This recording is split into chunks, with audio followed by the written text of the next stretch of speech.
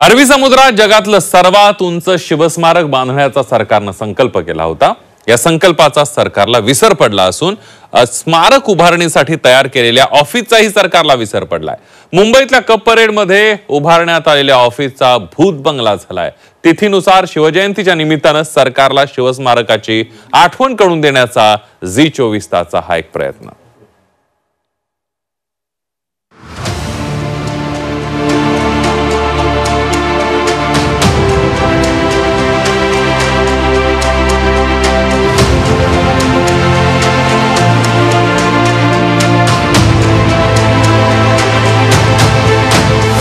मुंबईतल्या शिवस्मारकाच्या ऑफिसला अवकळा। अरबी समुद्रातलं स्मारक लांबणीवर, ऑफिसची दुर्दशा। शिवस्मारकाच्या ऑफिसचा वनवास कधी संपणार?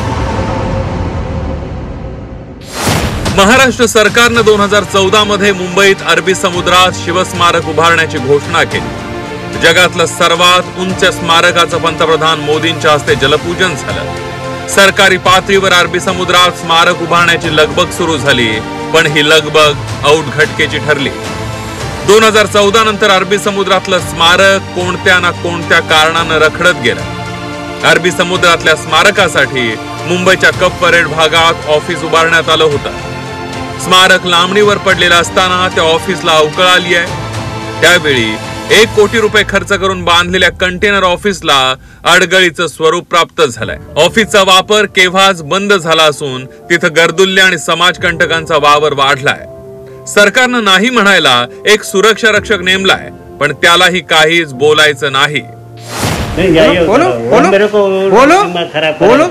वो बात करे ना, बोलो जो बोलना है बोलो। स्मारकाच्या ऑफिस मधलं सगळं सामान सडून गेलंय। पत्र्याच्या कंटेनरला गंज चढलाय। ऑफिसला अवकळ आली आहे।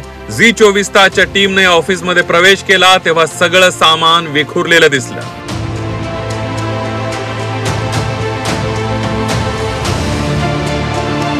अरबी समुद्रातील स्मारक बनवण्यासाठी जे कार्यालय बनवण्यात आलं होतं त्या कार्यालयाची मी अवस्था तुम्हाला दाखवतो आहे। हे संपूर्ण कॅबिन कंटेनरचं कार्यालय या ठिकाणी मुंबईतल्या कप परेड परिसरात बनवण्यात आलं होतं, परंतु त्याची इतकी अवस्था वाईट आहे की संपूर्ण कॅबिन कंटेनरचा पत्रा जीर्ण झालेला आहे। या ठिकाणी वेगवेगळ्या वस्तू अस्ताव्यस्त पडलेल्या आहेत, पूर्णपणे पत्रे तुटून गेलेले आहेत। या ठिकाणी लोखंडी रॉड जे आहेत ते अस्ताव्यस्त पडलेले आहेत। त्याचबरोबर या ठिकाणी वेगवेगळे जी बांधकामं करण्यात आलेली आहेत तीही तुटलेली आहेत। छत्रपती शिवाजी महाराजांचा एक या ठिकाणी बॅनर पाहायला मिळतो आहे, त्याच्या बाजूला एक स्वीय सहाय्यकाचं कॅबिन पाहायला मिळतं आहे। एकूणच काय तर स्मारकासाठी हे कार्यालय जे बनवण्यात आलं होतं त्या कार्यालयाला जवळपास 1 कोटी रुपये खर्च त्यावेळेला करण्यात आला होता, परंतु हे कार्यालय आज या ठिकाणी जीर्ण अवस्थेत असल्याचं पाहायला मिळतं आहे। सरकारकडून झालेली ऑफिसची उपेक्षा पाहता सरकारला अरबी समुद्रात स्मारक उभारायचंय की नाही असा प्रश्न सामान्यांना पडलाय। की या करोडो रुपयांच्या निधीचा वापर करून सुद्धा आज जर आपण बघितलं की यांचं कार्यालय जे कप परेड इथे झुलेलाल मैदान जिथे यांचं कार्यालय आहे त्या कार्यालयाची दुरवस्था एवढी आहे की त्यांचे सगळे पत्रे सडले आहेत। आतमधले जे सामान होतं ते चोरीला गेलेलं आहे। टॉयलेट एकीकडे पडलेले आहेत, इथे कुठल्या प्रकारची सुरक्षा नाही आहे आणि अशा प्रकारचं एक कार्यालयाची जर ही अवस्था असेल तर स्मारक कधी होणार आणि कधी सुरू होणार आणि लोक कधी जाणार का या भूलतापाचं आहे। शिवस्मारकाच्या ऑफिसची झालेली दुरवस्था झी24 तासनं राष्ट्रवादी शरद पवार पक्षाच्या नेत्यांच्याही लक्षात आणून दिली।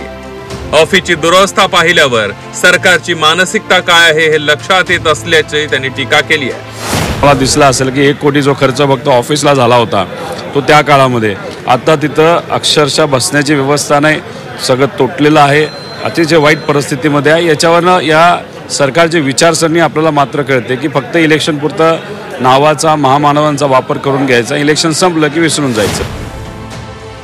अरबी समुद्रातल्या स्मारकावर सरकार काहीही बोलायला तयार नाहीये।